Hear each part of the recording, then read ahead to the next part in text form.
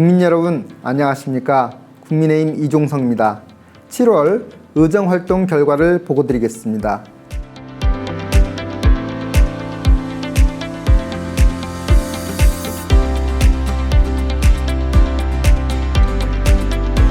갈수록 확산세를 더하고 있는 코로나19 감염으로 많은 국민들께서 지쳐가고 있습니다. 여기에 찜통더위와 열대야로 인해 더욱 힘든 일상들을 보내고 계신 분들이 많으실 것으로 생각됩니다.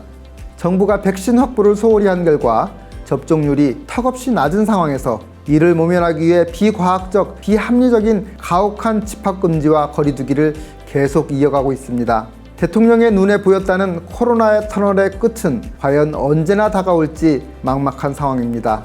백신 접종률이 늘어나야 집합금지 등 시설 중심의 방역을 완화하고 개인 위생 중심의 방역으로 전환할 수 있을 것입니다만 백신 수급은 꼬이고 접종 예약 시스템은 먹통이 되어 국민들의 분노마저 자아내고 있습니다. 전문가들과 야당의 지적에도 끝까지 백신 확보에 문제없다던 정부가 8개월 만인 엊그제서야 백신 확보에 소홀했음을 인정했습니다. 실책을 인정했다면 이제는 그 원인을 찾고 대책 마련도 서둘러야 할 것입니다. 재난지원금 몇 푼으로 민심 달래기에 급급하지 말고 하루라도 빨리 국민들의 일상을 되돌려줄 수 있는 근본적 방안을 마련해야 할 것입니다.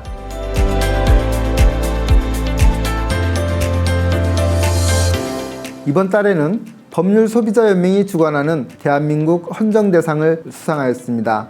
헌정대상은 국회의원들의 지난 1년 동안의 의정활동을 종합적으로 평가하여 우수의원을 대상으로 수여합니다. 발의한 법안과 본회의를 통과한 법안 실적, 본회의와 상임위원이 출석률 등 여러 가지 항목을 종합적으로 평가한 결과입니다만 저는 특히 다수의 법안을 발의하고 통과시켰다는 점에서 높은 점수를 받았습니다. 지난 1년 동안 총 83개의 법안을 발의하고 그중 18개의 법안이 통과되었습니다. 그럼에도 저는 형식적인 숫자 채우기보다는 법률안의 내용이 중요하다고 생각합니다. 장애인을 비롯한 국민 여러분들께서 많은 건의를 해주셨고 이를 해결하기 위해 임무를 충실히 수행해준 의원실 부저진들의 덕분이라고 생각합니다. 이러한 결과에 안주하지 않고 앞으로도 더욱 열심히 현장의 어려움을 직접 함께하며 의정활동에 최선을 다해 나갈 것을 약속드립니다.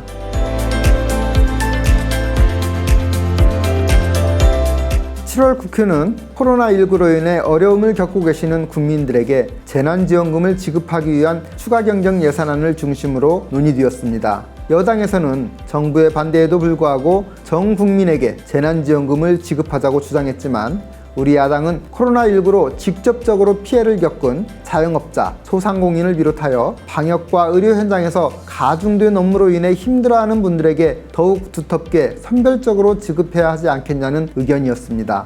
여야가 합의를 통해 지난 23일 자정을 넘겨 다음날 새벽 3시 30분에 확정된 최종안은 전 국민의 소득 하위 88%까지 1인당 25만 원을 지급하자는 내용이었습니다. 그럼에도 당초 추가 경정 예산안이 마련된 그 이후에 전개된 코로나19 4차 대유행 상황이 제대로 반영되지 않아 앞으로 언제까지 지속될지 모르는 코로나 국면이 충분히 고려되지 못했다는 아쉬움이 남습니다. 특히 장기화되는 방역 지침으로 인해 제대로 된 영업을 하지 못하고 하루하루를 좌절 속에서 한숨으로 보내고 계시는 자영업과 소상공인 여러분들에게 충분한 보상이 되지 못하는 상황에 대해 안타까운 심정입니다. 과연 우리 정치가 정작 국민들의 어려운 현실을 제대로 돌아보지 못한 채 정치 권력을 유지하기 위한 표심만을 의식하고 있지 않은지 반성해야 할 것입니다. 보건복지 상임위에서는 여전히 수급 불안을 겪고 있는 백신 확보 문제가 제기되었습니다. 백신 접종을 예약하기 위해 컴퓨터 앞에서 뜬 눈으로 밤을 새워가며 기다렸지만 시스템은 다운되고 컴퓨터에 익숙하지 못한 사람들은 이마저도 엄두를 내지 못하고 있습니다.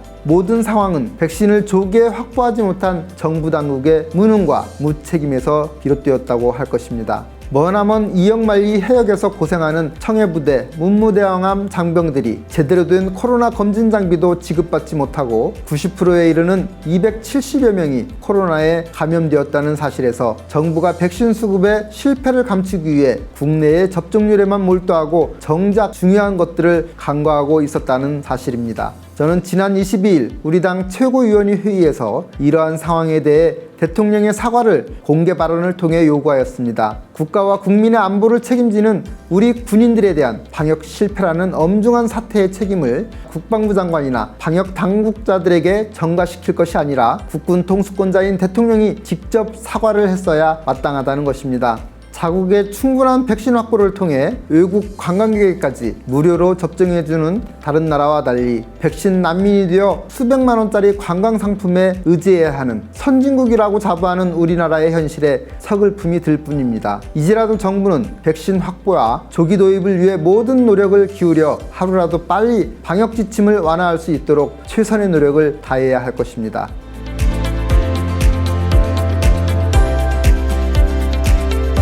지난 2일에는 쿠키뉴스가 주관하는 보건의료 화상간담회를 통해 암 환자를 비롯하여 희귀난치병으로 고생하시는 환자단체 대표들과 논의하는 시간을 가졌습니다. 문재인 정부가 국민들의 의료비 부담을 낮춰주겠다며 일명 문재인 케어를 통해 3조 원에 달하는 예산을 투입하였지만 정작 중증 질환자나 희귀 질환으로 고통받고 있는 많은 환자들은 치료비가 없어 신약들을 사용해보지도 못하는 실정입니다. 특히 소아암 환자들에게 효과가 입증되었음에도 5억 원이나 되는 고가로 인해 살릴 수 있는 귀중한 어린 생명들의 목숨을 포기해야 하는 안타까운 상황에서 우리 사회의 관심과 정책 당국자들의 적극적인 조치가 필요할 것으로 생각됩니다. 지난 7일에는 한국장애인 고용공단을 방문하여 장애인 고용 현황에 대한 현장 상황을 점검하였습니다. 특히 코로나19 상황에서 장애인 근로자들의 고용 안정을 위한 지원 대책과 직업재활 시설 등의 매출 감소로 인한 장애인 근로자들의 소득 보전을 위한 방안이 마련되어야 한다는 점을 강조하였습니다.